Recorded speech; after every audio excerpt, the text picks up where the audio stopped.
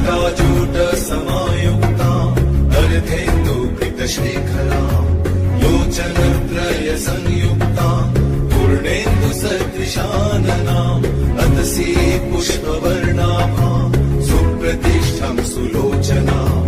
नवयौवनसम्पन्ना सर्वाभरणभूषिता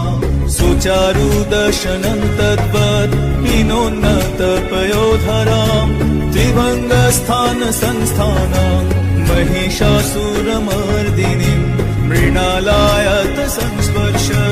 दशबाहु समन्वितां त्रिशूलं दक्षिणे ध्येयं खड्गं चक्रं क्रमादथ नमो दुर्गे नमो दुर्गे नमो दुर्गे नमो दुर्गे नमो दुर्गे नमो दुर्गे